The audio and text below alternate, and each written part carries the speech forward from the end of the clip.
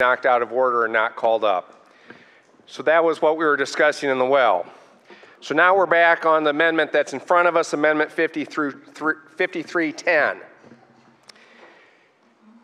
And I hope the people of Iowa are listening and watching this very carefully, because the answer to false representations is the truth. And when you hear the floor manager of this bill say that this bill is good for working families, that is false and misleading.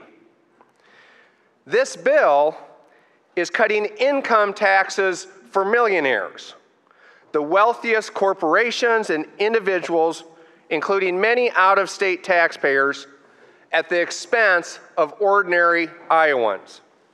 It is false and misleading to say that this bill is good for working families.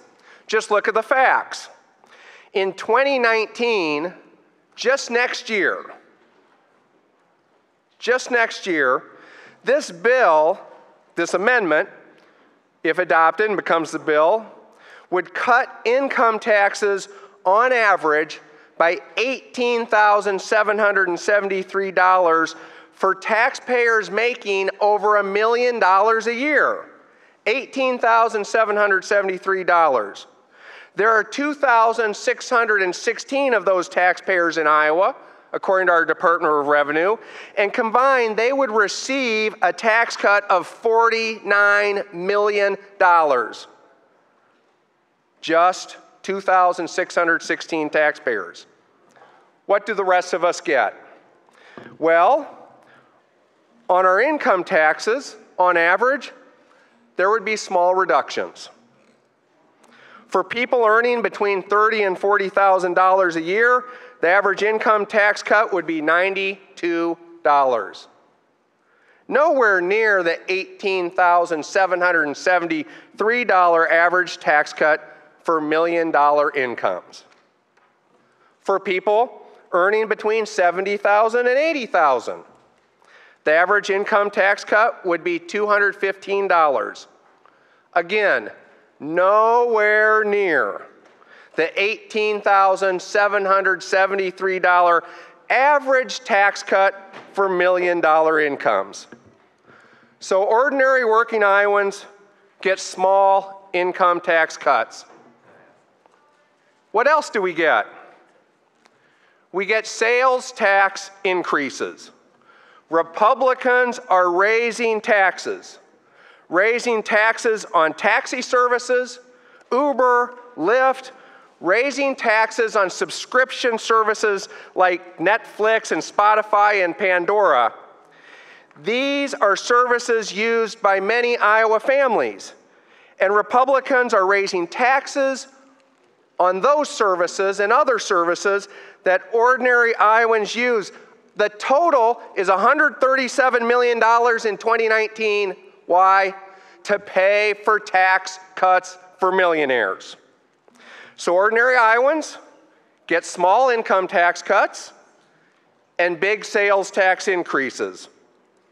And we get one other thing: more Republican budget cuts.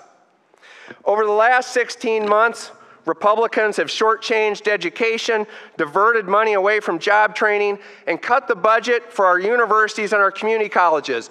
Just at the University of Iowa alone, Republicans have cut the budget by more than $500 per student, taking away investments in our people and our future. Republicans have cut the budget for corrections in the courts, jeopardizing public safety and access to the courts. We've talked about that. Republicans have cut the budget for victim services, human services, health care, public health, jeopardizing vulnerable people and making it harder for ordinary Iowans to access health care. Republicans have cut the budget for aging services, cutting our area agencies on aging, making it harder for seniors to get the help they need to stay in their own homes and participate fully in our communities. Republicans have cut the budget for natural resources. The REAP program, our premier natural resources program, has now been cut down to $10 million from $16 million, a $6 million cut, hurting the working Iowans and middle-class families who want safe drinking water and recreational opportunities for our families. These investments in public services help ordinary Iowans, working families, the middle class. Big tax cuts for millionaires and the wealthiest corporations and individuals, tax cuts that will reduce income taxes in this state by over $400 million a year, primarily for the wealthiest, will make the problem of Republican budget cuts even worse. So I urge you to vote no on the amendment, and if the amendment is adopted, I urge you to vote no on the bill. But I have one final thing I want to talk about. For the Iowans who are listening to this debate, I want to finish with the good news that if the Republican majority passes this bad tax bill today, just the latest in a long series of bad things this legislature has done, we can choose as a state to reject this approach and move in a different and better direction.